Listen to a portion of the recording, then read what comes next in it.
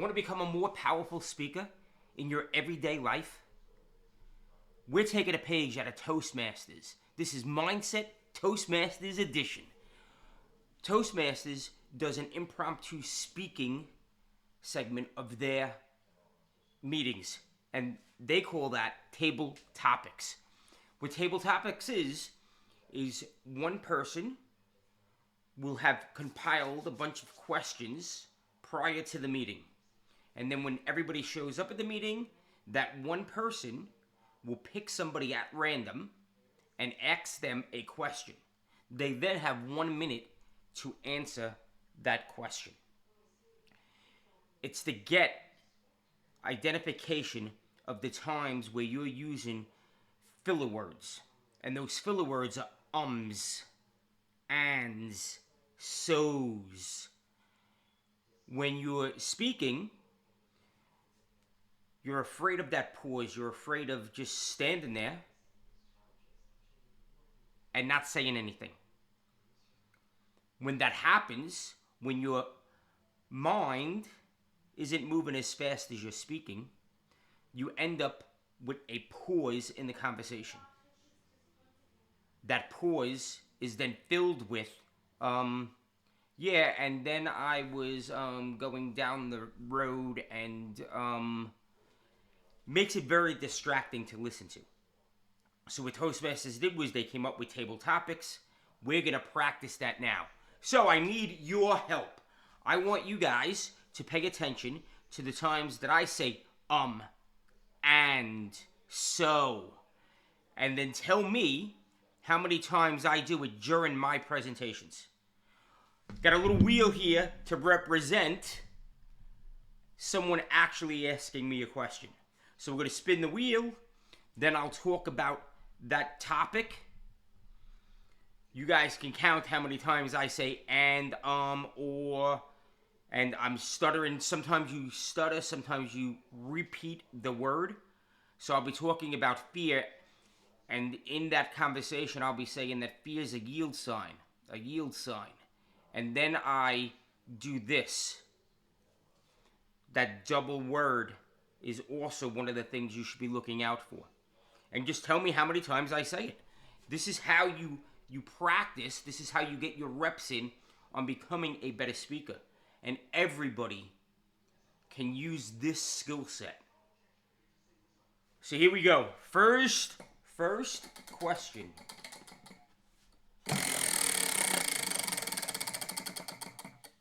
What did it land on? Meditation. Meditation is all about relaxing the body. The chief complaint I get from meditation is that someone will say, I can't meditate. I can't sit still that long. I can't pay attention that long. My mind wanders. Woo! Yeah, baby. Because that's what meditation's about. Meditation's about focus, but meditation is about teaching your body, teaching your mind that this is what I want to focus on in this moment. It's about being present. I use meditation for probably three main reasons. One, to relax my body, to calm my body down. Two, to train my mind what to focus on. So in the meditation, I always like focusing on the breath. So I'll focus on the breath. I'll find that my mind starts racing away. I'm thinking about the video I have to shoot, the article I have to write, the meeting I have upcoming, the podcast interview, the coaching call, whatever it may be, my mind starts wandering away. When that happens, when I realize that that's happening, I then just gently bring my mind back and I say something to the effect of, that may be important, but now in the present moment, I'm just focusing on my breath. And I'll go back to counting my breath.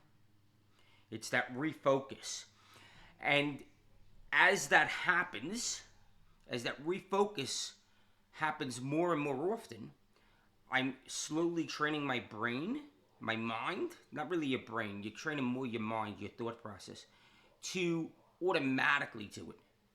So that when I'm writing an article and my mind wants to wander, my mind will come back right back to the article. Next topic. So in Toastmasters, this would be somebody new getting a new question.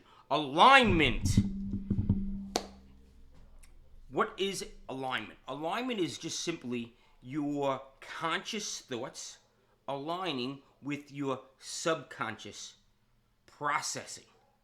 95% of our decisions, 95% of our behaviors, 95% of our day is ruled by our subconscious mind.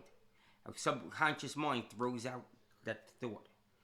The subconscious mind is pulling files from a file cabinet. You have a file cabinet in your mind. Your mind's a file cabinet, and it goes to the file cabinet when there is stimuli that comes in, whatever that stimuli may be. Your mind goes to its file cabinet. It searches through all the files. It pulls out the file that most aligns, most resonates with your conscious thought, whether that's a... So if you have a thought of, I'm going to lose weight, your mind is going to go to the file cabinet, search up, oh, you tried losing weight 3 times in the past. It didn't work. You're no good at this. That's how your subconscious mind works. So now you're not in that alignment. So we have to work on becoming in alignment. When I say I want to lose weight and that pops up, I now have to scratch that file out. Like on a record, like I'm going to show my age here, but the old LP records, they'd get a scratch and then it would just like skip and skip and skip and skip. Same thing happens in your subconscious. So you got to scratch that out. You got to scratch that thought out. And the way you scratch that thought out is you slowly start replacing it. Yes, it didn't work in the past, but that doesn't mean it's not going to work right now. And to prove that, I'm going to do this. And you take one quick short action towards that. How many ohms am I up to? Keep counting them. We're going to move on to the third question. We're probably going to do about 5 of these.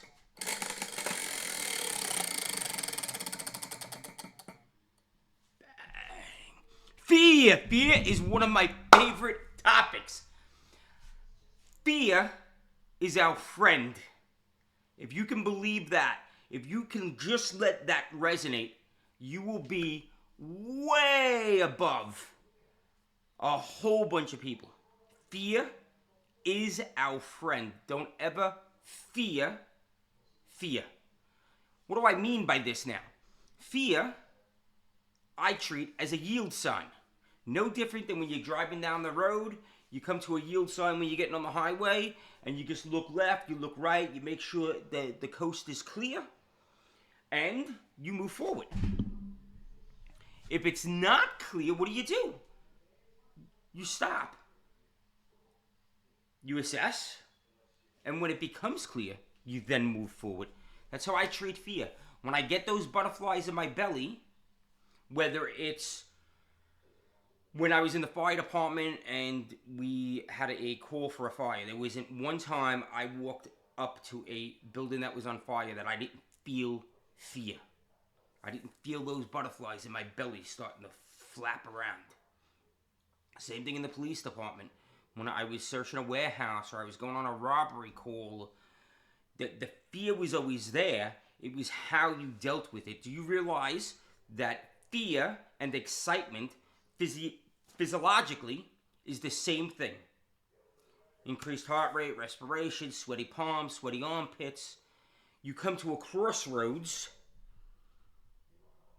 and you have to make a decision of whether it's going to be fear or excitement. And how you make that decision is the thought process you go through. What thoughts are you having in that moment? Thoughts about how I'm going to go into this burning building and the building's going to fall down on me. Thoughts of if I do buy this property, this piece of real estate, I'm going to lose my shirt. Or is it, this is a great opportunity. I can buy this real estate and provide housing for people. And people that can't necessarily afford a mortgage will have a good, safe, clean place to live and raise their family. So how are you thinking about that scenario? That's how I do fear. I slow down. I make sure that I'm in the best possible position with the information that I have, and then I move forward.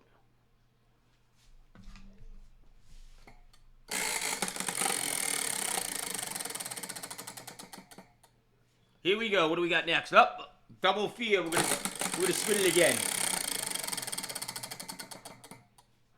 What do we got there? Reset. This is extremely important because most of us are very high-driven individuals. We're constantly going. We gotta constantly be producing videos, articles, customer service. We're writing lesson plans. My wife's a teacher. All she does is write like lesson plans. She's always thinking about lesson plans and how to make the classroom better, how to lay out the classroom. Constantly on the go, constantly in that. It's not fear of flight, right? It's not fight or flight, but it's your body's tense like that. You're constantly, I gotta get stuff done. I gotta add value. I have to take care of this. The to-do list never ends, right? Like we're constantly going. Reset is extremely important. Dan Sullivan, do I have it here on my show? I know I have it. Dan Sullivan and Benjamin Hardy wrote a book, 10X. 10X is easier than 2X. Here it is. 10X is easier than 2X. In this book, Dan says that he takes 180 days a year off just to reset. Because when you're in that constant high engagement mode, it makes thinking through challenges difficult. Coming up with new ideas difficult. It's almost like you're in the weeds too much, right? The old adage of you're looking at the trees but you're missing the forest. That reset allows you to take a step back and reset and relax the body. Think about when you go on vacation, and I'm not talking about a vacation where you go to Disney World and you got to be up at 7 o'clock in the morning and you have an entire itinerary to do, and you're going, and you got to run the kids. I'm not talking about that type of vacation. I'm talking about the vacation where you basically go lay on the beach and relax. Or the vacation where you are doing a spa treatment. You're doing an activity that you really like. Horseback riding, hiking, swimming. Just doing things for you that takes your mind completely off whatever your work or entrepreneurial topic is. Hitting that reset button just brings relaxation to you. This way, when you go back to work, it's kind of like you now have a clean slate, right? If I was doing this on this board, it would be, I'm doing all of this work. And this is what my mind looks crazy, right? And then when I wipe it clean, that's vacation. That's hitting the reset. The reset can be done. It doesn't necessarily have to be a vacation. You could do like a mini reset. A day away. Horseback riding. Something local. A day away doing a zip line. A day away skydiving. Just something for you. A day away fishing. You know when I go fishing? Be honest. I go fishing not because I want to actually catch. Like, it's fun. The fight of the fish is a lot of fun. But I go because it gets me out into nature and I get to really just relax and take the abundance in that nature naturally shows. That's why I go fishing. We're going to do one more, then we're going to call it a day. I hope you're paying attention to how many ums and ahs and ands I'm saying. I want you guys to count them and let me know so that I can become a better and stronger speaker. Habits. Let's talk about habits. I love the book Tiny Habits. We're going to be doing a deep dive on habits in one of these sessions. We're going to be doing a deep dive, actually breaking down habits. I love the book Tiny Habits. I think Tiny Habits really does a very good job of breaking down what habits are, breaking down what the behavior is, he actually tells you and gives you steps and gives you charts and visualizes it on how to increase the chances that you can build a good habit. Number one tip I can give you from Tiny Habits on the habits line is make it really tiny. What do I mean by that? He uses the example of you want to run a marathon. That's your goal. Break that bad boy down all the way. Bring it all the way down to all you're going to do is take your running shoes and put them by the front door. That's it. That's day one.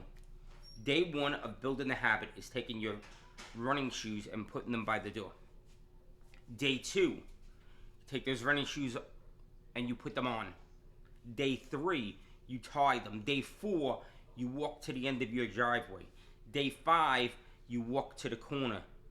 And you progressively build that up, right? Then I walk a lap around the block. Then I walk 2 laps. Then I run down one sidewalk. I walk, I run, I walk. And eventually you slowly, very tiny, you slowly build that up. Why is that important?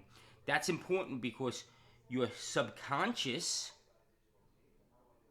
won't even realize you're doing it. That's why we break it down to tiny. One of the reasons why we have a goal of running the marathon, and we start out all gangbusters, and we have the best gear and the treadmill, and we're going to the track, and we're doing all of this, and then 3 weeks later, we stop. Our subconscious, it's not aligning with our subconscious because we didn't become that person yet. So how do we slip it past? I call it slipping it past the goalie. How do we slip it past the subconscious? Remember those files we spoke about? How do we rewrite those files? Exactly how Tiny Habits tells us to do it. Our subconscious doesn't see a challenge, a fear, a problem with just putting the running shoes out and then on and then tied and then walking down to the end of the driveway or to the mailbox and then to the corner. We slowly build it up. We're slipping it by that subconscious. The subconscious doesn't pop up with the fear. Guys, I hope this helped you.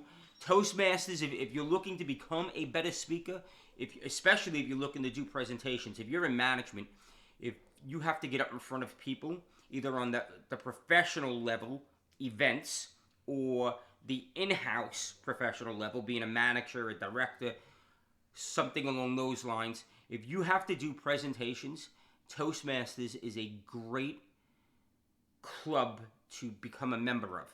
They have many chapters. They have many chapters around the entire world.